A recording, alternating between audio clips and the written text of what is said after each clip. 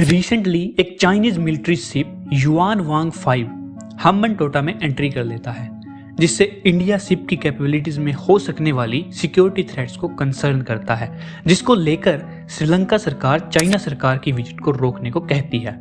लेकिन कुछ ही दिन बाद श्रीलंका युआन वांग को क्लियरेंस दे देती है। ये सरेआम चाइनीज गवर्नमेंट का श्रीलंका पर बनाया हुआ दबाव था। श्रीलंका में चाइनीज एम्बेसडर बोलते हैं कि शिप को परमिशन ना मिलने पर दोनों देशों के संबंध पर बड़ा असर पड़ेगा। आपको ये भी बता दें कि इस शिप के रडार में भारत के कई मुख्य पोर्ट्स, एटॉमिक स्टेशंस और स्पेस सेंटर भी आते हैं। इसका मतलब अगर चाइना यहाँ से कोई भी सेंसिटिव इंफॉर्मेशन चुरा लेता है तो ये भारत के लिए बड़ा सिक्योरिटी थ्रेट होगा। इन सब बातों के बावजूद भी श्रीलंका ने शिप को पोर्ट एंट्री की परमिशन दे दी। पिछले कई सालों से हम भारत द्वारा दी जाने वाली मदद के बारे में सुनते आ रहे हैं। इन देशों में श्रीलंका का नाम भी रहता है, जिसमें चल रहे इकोनॉमिक क्राइसिस की वजह से भारत श्रीलंका की मदद कर रहा है। जहां भारत एक तरफ मदद करता है, वहीं चीन को श्रीलंका की बिगड़ी इकोनॉमी का जिम्मेदार भी ठहराया जाता है। डेब्ट ट्रैप पॉलिसी से सारी दुनिया परिचित है। इसी डेब्ट ट्रैप की वजह से श्रीलंका और पाकिस्तान बहुत बड़ा इकोनॉमिक क्राइसिस झेल रहे हैं। लेकिन क्या कारण है कि इतना सब जानने के बावजूद भी श्रीलंका चाइना की ओर झुकाव रखता है और भारत के द्वारा बार बार मदद करने पर भी भारत से दूरी बनाए रखता है? यह सब सोच में डालने वाला है कि क्यों इतनी ताकतवर विदेश नीति होने के बावजूद हम अपने पड़ोसी देश को क्लोज एड नहीं बना पा रहे। Controversial Chinese tracking vessel Yuanwang 5 has now docked at Sri Lanka's Hambantota port despite security concerns raised by India.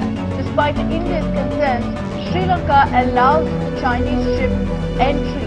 जहाज के द्वारा चीन हमारी सैन्य गतिविधियों पर नजर रखेगा।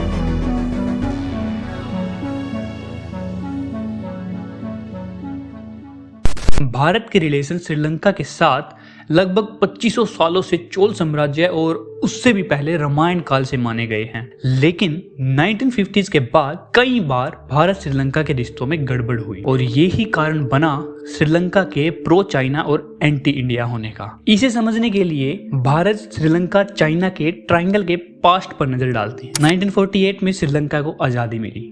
आजादी मिलने के तुरंत बाद एथनिक ग्रुप्स में क्लैशेस शुरू हो गए। इनमें बड़ा ही खौफनाक मंजर था 1970 से 80s के दशक में, और उसके बाद हजारों लोगों की मौत, हजारों को घर से विस्थापन, कई श्रीलंकन लीडर्स की मौत और एक इंडियन पीएम की मौत के बाद 2009 में इस युद्ध का अंत हुआ। इस युद्ध में इंडिया ने पॉलिटिकल सॉल्यूशंस और आंतरिक शांति बनाए रखने के लिए पीस कीपिंग फोर्सेस को भेजा। बट युद्ध तमिल लोगों से था, तो सिंहलीज को लगता था कि भारत सरकार ही उग्रवाद को बढ़ावा दे रही है, क्योंकि तमिल एथनिक लोग भारत में भी बहुत हैं। लेकिन 1991 में तमिल एलम ने ही राजीव गांधी की हत्या कर दी, परंतु उनकी मौत भी श्रीलंका के लोगों का परसेप्शन चेंज नहीं कर पाई। वहीं दूसरी ओर फिशिंग दोनों कंट्रीज के लिए एक इम्पोर्टेंट ऑक्यूपेशन है, इसलिए ये भी एक बहुत बड़ा विवाद का कारण बन गया। बैटल ग्राउंड है पाक बे, जिसमें एक नैरो स्ट्रेट इंडिया और श्रीलंका की टेरिटरी डिफाइन करती है। भारत ने एडवांस ट्रोलर्स का यूज करना 60s में शुरू कर दिया, जो श्रीलंका के लिए परेशानी बन गई। वहीं दूसरी ओर LTTE सिविल वॉर के दौरान हाइटेंड सिक्योरिटी की वजह से भारतीय फिशरमैन को भी मारा गया। इससे लोगों के बीच के यानी पीपल टू पीपल रिलेशन खराब हो गए। वहीं दूसरी ओर चीन ने 1957 में डिप्लोमेटिक रिलेशन स्टेब्लिश किए। शुरुआत में चाइनीज इंटरफेरेंस कुछ खास नहीं था। वहीं 70s to 80s में भारत को लॉबी करने के लिए श्रीलंका ने पाकिस्तान और चीन से अच्छे रिश्ते बनाने शुरू कर दिए। इसका एक बड़ा कारण दोनों देशों में कम्युनिस्ट गवर्नमेंट का होना भी था, जो कि भारत के इतिहास में अच्छा रिकॉर्ड नहीं रखती हैं। न्यूज मीडिया और सारे वर्ल्ड लीडर्स भी चीन को जिम्मेदार मानते हैं फॉर ऑल द डेब्ट trap and economic situation of Sri Lanka. लेकिन चाइनीज कूटनीति अब भी श्रीलंका में विश्वास बनाए हुए है। सन 2012 में यूनाइटेड नेशन में war crime against people by Sri Lankan authority के रेजोल्यूशन में चाइना सपोर्ट करता है श्रीलंका को। वहीं दूसरी ओर जून 2020 में हांगकांग नेशनल सिक्योरिटी लॉ को लेकर श्रीलंका सपोर्ट करता है चाइना को। इसके अलावा चाइनीज खुफिया एजेंसी, डिप्लोमेट्स और अलग अलग अथॉरिटी भी श्रीलंका में काफी पॉलिटिकल इंटरफेरेंस रखती हैं। कुछ एक्सपर्ट्स के अकॉर्डिंग श्रीलंका का चाइना पे इतना ट्रस्ट होने के पीछे दो मेन थ्योरी हैं। One is donut effect and second is bandwagoning. Donut effect में एक डोनट को किसी देश या स्थिति को माना जाता है, जैसे उसकी इकोनॉमी और पॉलिटी, जो कि बाहर से देखने पर मजबूत लगती है। इसमें चाइनीज फ्लैग जो एरिया कवर करता है वो मजबूती दिखाता है, पर डोनट अंदर से खोखला होता है। In the same way Sri Lanka की इकोनॉमी भी अंदर से खोखली हो चुकी है।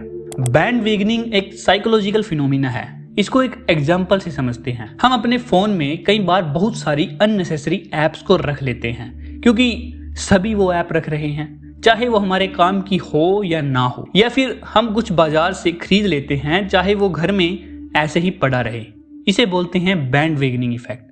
श्रीलंका ने भी ऐसे ही अपने आप को अपने से अधिक स्ट्रॉन्ग और एडवर्सेरियल पावर के साथ अलाइन करने की कोशिश की, और रिजल्ट हम सबके सामने है।